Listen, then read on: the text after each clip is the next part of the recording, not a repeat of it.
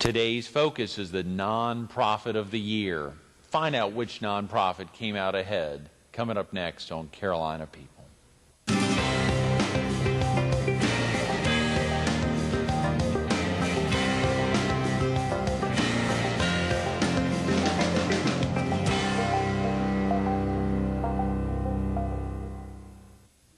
Good morning.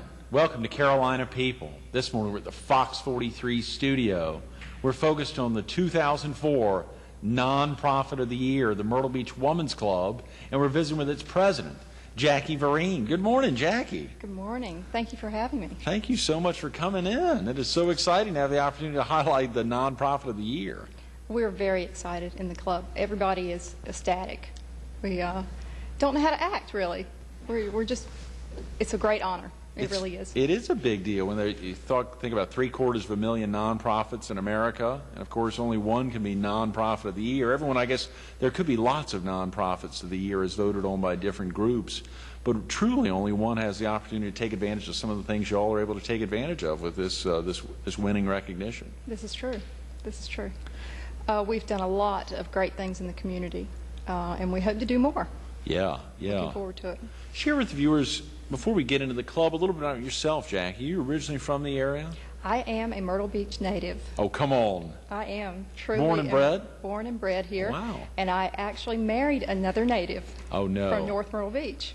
Is that right? Mm-hmm. And now, which of the two cities came out ahead? Are you all living in North Myrtle or in Myrtle? We're living in Myrtle Beach. Yeah. Yeah. So you pulled them south. Yeah. Yeah. And so I was born and raised here.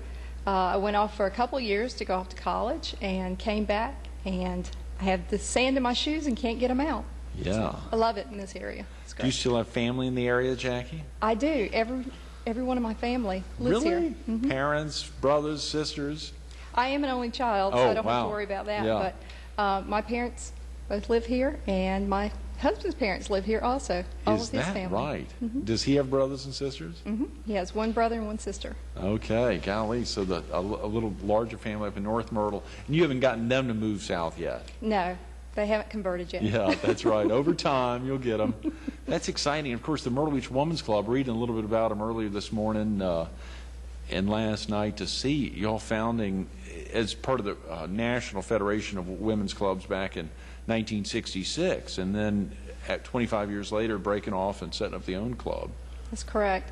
In 1966 we had a group of women that was headed up by Dot Bishop, who's also a well-known name in this area, and those ladies, they decided they wanted to put together a club in order to achieve awareness, education, community awareness, and that's where it started, and here we are.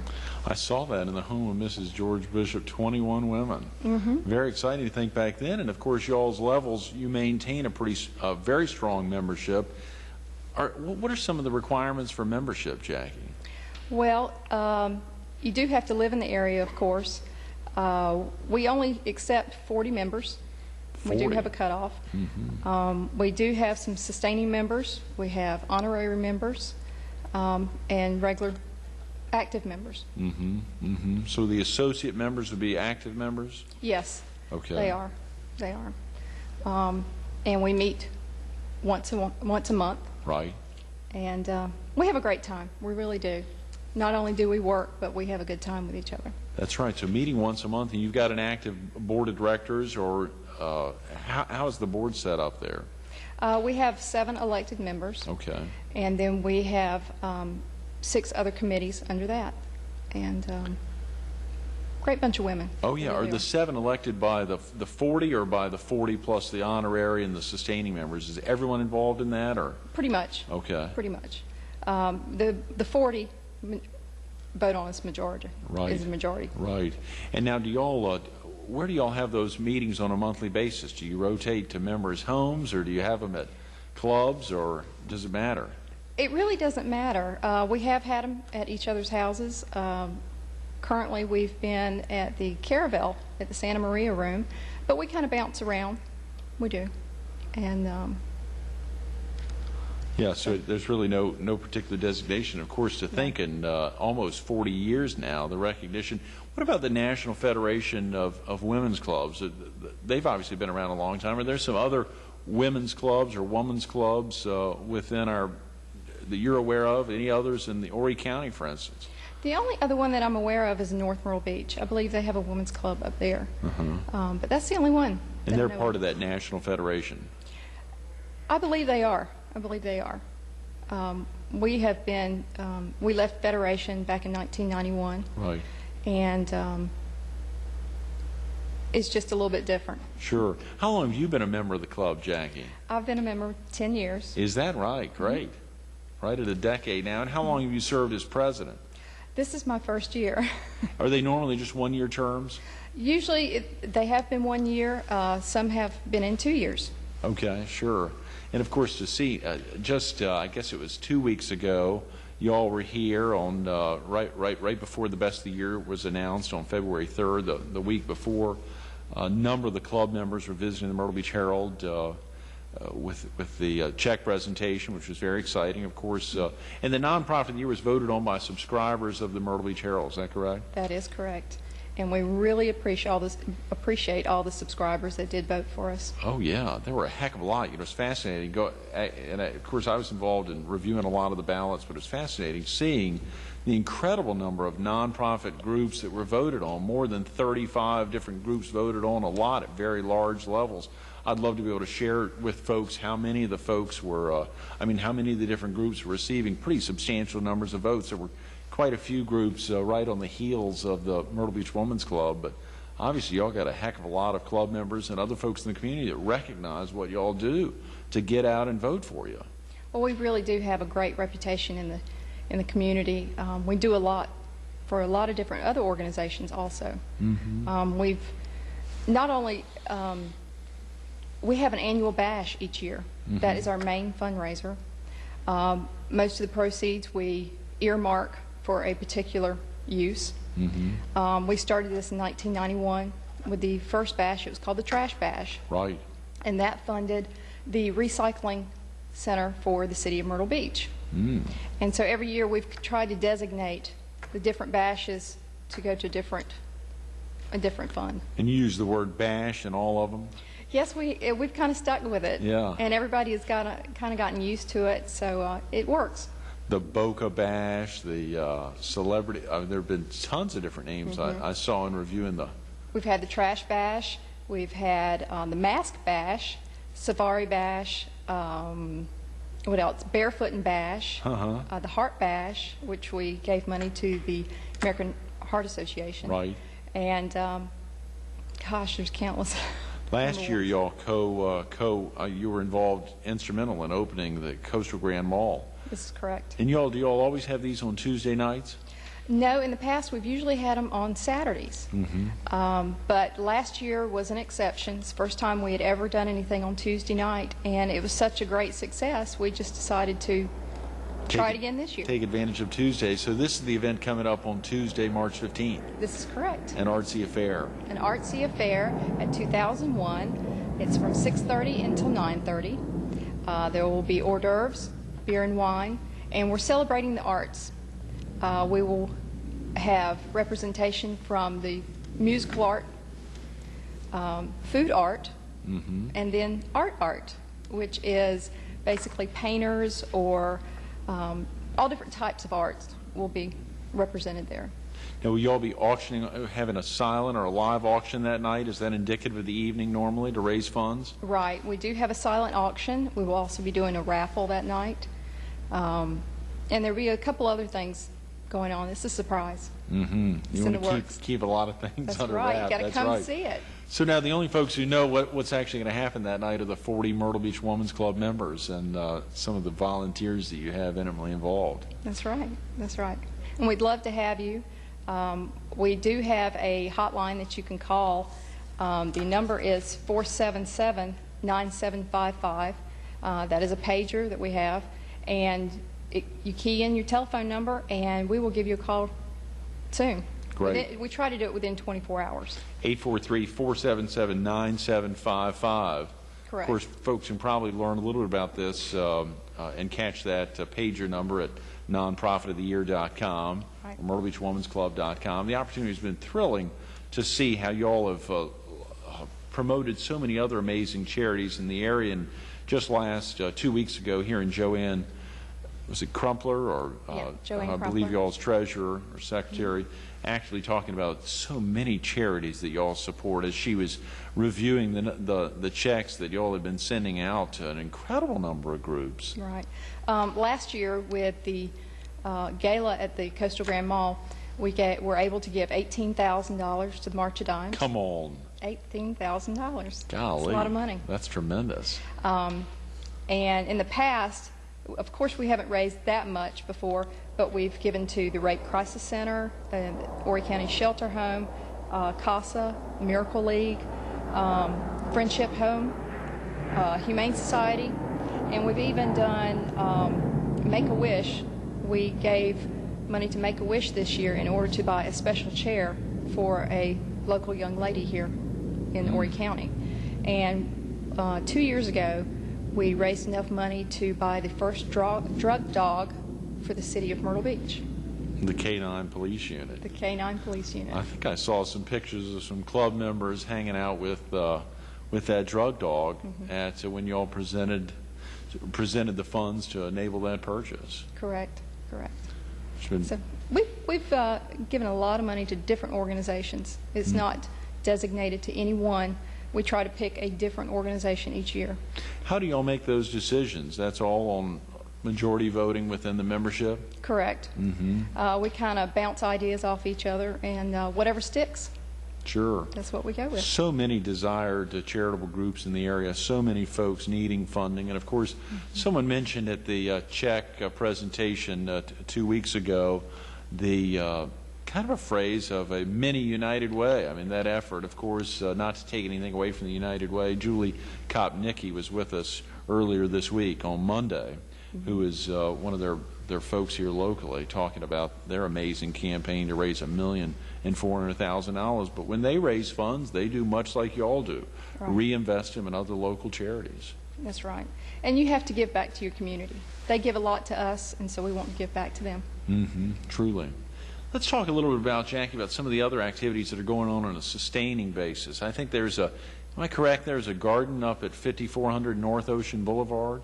Correct. It's called Gardens by the Sea. We went in with the city of Myrtle Beach. They do the upkeep for the park. And we have different pavers that you can also buy. And you can have your name put on them. Your name, a loved one's name. It's a great Christmas gift. We have a lot that are sold around the holidays. We also have park benches that we have sold and have engravings on them. And it's right on the beach, and everybody just loves it. We have a cabana down there. There is a arbor, which is brand new. We have a playground, and there are restrooms there also. So it's really nice to go down there and just kind of relax at the beach. Absolutely. And of course, you talked about some of the pavers. What are examples of those pavers? I think were there different memorials that could be put on those, or on the different pathways, the children's path, or? Right. There's a children's walk. We have a memorial walk, a memory walk, and also a pet walk. For anybody who's lost a pet in the past and would like to buy a paver, you can remember your pet with a paver. These are memorials done in memory of pets or of loved ones. And of course, when you're buying the brick, you're just paying essentially for the inscription on the brick. Correct. And you'll take those funds and reinvest them into the park itself, or reinvest them into all of your multiple charitable groups?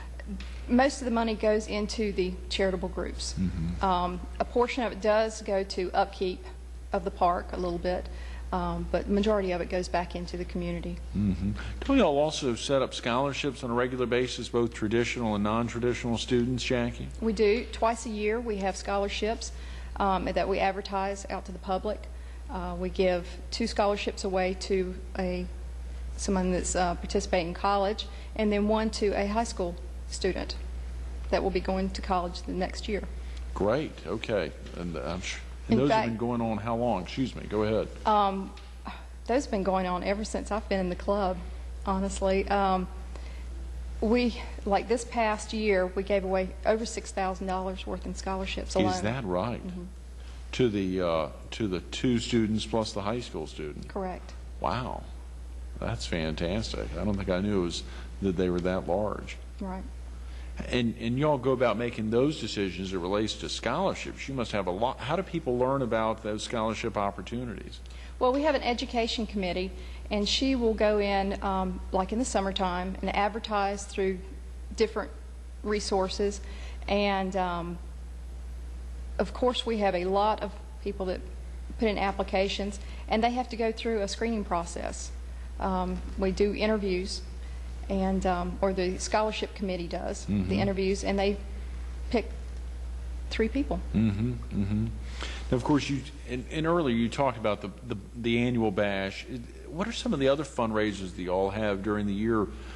Surely, with all these scholarships going out and sizable checks to groups like Citizens Against Spousal Abuse and so many of the other groups you mentioned earlier, what are some of the other fundraisers that you all have, or how do you all go about raising funds? Are there pretty substantial membership dues? Well, no, not really. Our membership dues, we do keep them low. In August, the first week of August, is the Carolina Craftsman Show.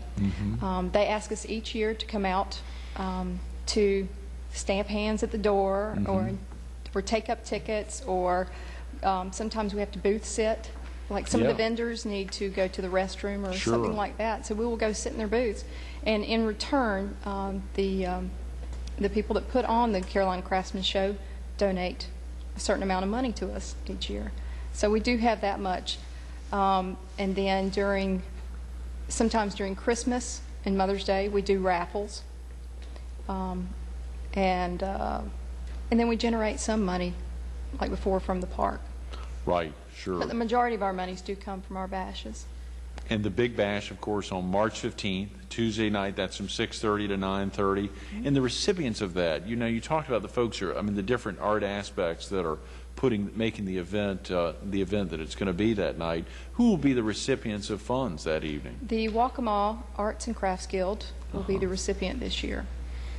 And plus some of the other charities. Of course, we'll have money left over for the other charities that we fund each year. Right, right. Of course. Share with viewers when you talked about some of the past bash, how about the bash last year at Coastal Grand Mall, the excitement of that and it having gone off so successfully? Did you ever dream you'd raise those many funds? We had no idea. We didn't know what to expect. It was on a Tuesday night, which is out of the norm. Most people don't go out on Tuesday nights. But we had a record number. Yeah. We did. And everybody had a great time. There was a lot of buzz before the gala, and there was a lot of buzz after the gala, because everybody just had a great time. They really did. Truly, yeah. And of course, to have the opportunity to tour the mall for the first time, but also know that their funds, and you all promoted well that those funds were going to benefit the March of Dimes. Correct, correct. Got pretty involved in the prematurity campaign and recognizing some of the birth defect issues that the March of Dimes worked so hard to fight. Right, right. We had a great time doing the gala. It was quite an experience. We've never had such a large venue to work with. Right. Everything's been kind of contained, and we went from a occupancy of 400 to 500 to over 1,000. Oh yeah. I know there was at least 15 people at the gala, so it was quite a different event. But we had a great time. Jackie, are most of the members involved in multiple charitable groups, or do a lot of the members just stay focused on the Myrtle Beach Women's Club? We do have several of the ladies that are in other organizations. I don't know that they're as special as us, but they're not just in our club. Right. And now, had you always, are there aspirations within the club to strive to be president, or did you always thought when you got in 10 years ago that someday I'll be president of Myrtle Beach Women's Club? Well, yeah, I kind of thought about that. Yeah. I wasn't really sure when, but I'm happy that I'm here. I am. I'm very proud to be president, because it's a great group of women. It really is. And each one is different in their own way, but we work together and strive to achieve our goals. Jack, I think I saw you all have honorary members. How would someone go about being an honorary member? And are there any men that are affiliated with I think that's the key question everyone wants to know. How can they get in the Myrtle Beach Women's Club? Well, back to the honorary member, we just inducted 2 honorary members this year. They have been in the club over 20 years. Really? So, yeah, and so we thought we needed to come up with a special recognition for them. So we came up with honorary, and that's Laura Joseph and Erlene O'Haron. Your next question, I'm sorry. No, excuse me. I don't even remember what it was. There was something else I asked. Yeah, you know, when you think back to folks like Mrs. George Bishop, Dot Bishop, I think you said from 1966, and some of those early founders getting involved. Oh, the next question, of course, is how can a guy get involved or be able to sit in? It's clearly just for women. Well, actually, we haven't had any guys to approach us. Is that right? At this to point. Join the club. However, my husband would love to come to every meeting that we have. I bet he would. So we have one meeting that we do have a year, and that's at Valentine's, that we bring the guys in. Oh, good. Either yeah. our husbands or our boyfriends, and we have a great time. We really do. And the guys look forward to the party. Yeah, they really do. Sure, the 'Cause we have a Valentine ball. Bash. Yes. And of course, that opportunity, I think I saw you all have socials before your normal monthly meetings. Is that right? Right. About 30 minutes before our regular meeting, we get together and just kind of Get talk liquored up? No, I'm kidding. No. Sorry. No. No, we don't serve any alcohol. Oh, no really. alcohol, of course. But no, we just kind of socialize and how have you been this week, and kind of get the scoop on what's been going on in our lives. Yeah. Now, did y'all actually have a ceremony to recognize the honorary members, or they've just been, Laura Joseph and Erlene O'Haron. Erlene O'Haron.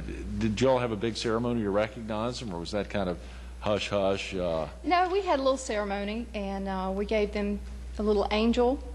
Our club flower is the rose. Oh, yeah. So we had a little angel that had the club flower in its hand, and both of them got that with a little inscription as being honorary member. You also have a lot of roses, obviously, out of the garden up on 5400 North Ocean Boulevard. It's primarily because that's the club flower. You'll also have club colors. And what do they signify? Well, it's red and green. To signify help and growth. Correct. That's right. I think I saw it. It's so fascinating when you read about the things about our organization. I think back to 1966 as they began plotting out the future. And I wonder if you go back and read some of the early minutes, if they'd contemplated this was going to be a group not only that would grow but would be around for almost 4 decades. I don't really think they knew what they were doing as far as how big a deal it would become. It's just a great organization. It is. As you think back over the last 10 years, your involvement, Jackie, what are some of the 3 things possibly that would stick out most in your mind? Any of the bashes that really stick out, or any of the events that you got particularly active in that you just were overwhelmed about?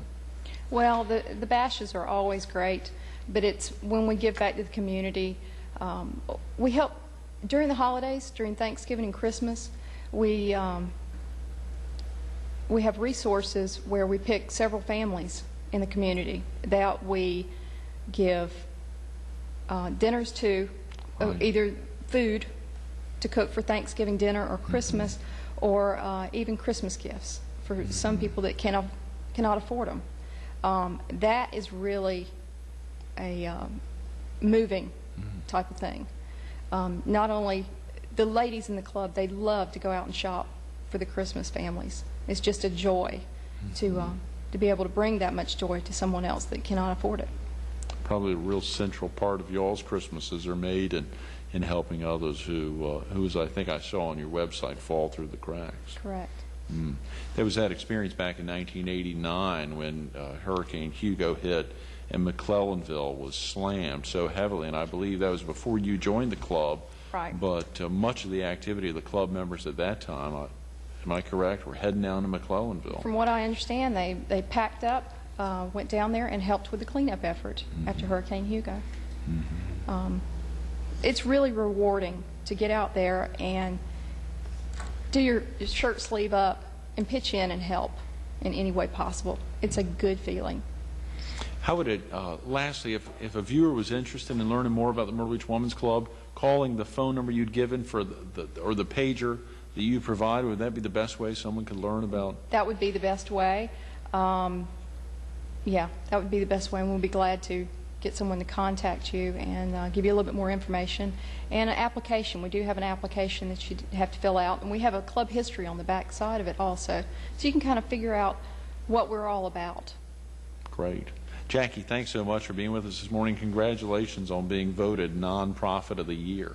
Thank you very much for having us, and thank you to the Myrtle Beach Herald subscribers for voting for us. Absolutely. I'll pass that on to them as well. And stay tuned to more Carolina People with Jackie Vereen. Coming up next.